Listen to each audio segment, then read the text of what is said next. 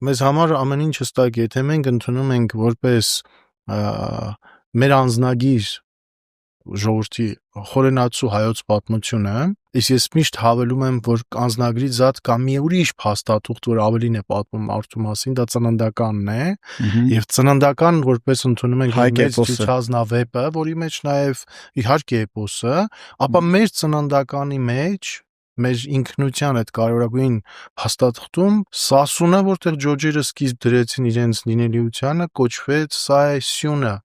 առանցքը, այ Մելիքսեդ քահանեն,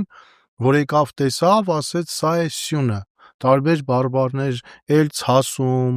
էլ Սասուն նկատի ունենալով մեծ տարբեր անուններ են տալիս, բայց սա է սյունը, սա է առանցքը։ Իսկ ինչու էր առանցքը դա, որովհետև այդ առանցքից գնացել է նույնպիսի աշխարհացունց իմպուլսներ, ազդակներ, ինչպես Հայկ Նահապետի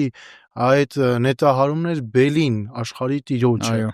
նույնը եղել է Սասնա տնից, Մսրի հետ, որը Բելի շարավիղ էր, Մսրի հետ այդ մշտական հակամարտությունը, Բաբը Ֆրանկը, որ Հռոմի պապական ամբողջ այդ արևմուտքն է, հետները հարց ու պատասխան, հյուսիսային ազգերի հետ, ցեղերի հետ, եւ կենտրոնը դա էր։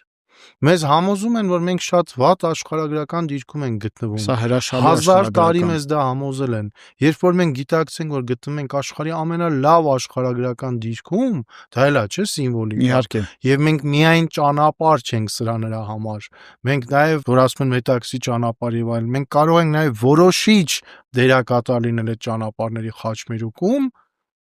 թելադրող։ Այդ ժամանակ պատկերը փոխվում է։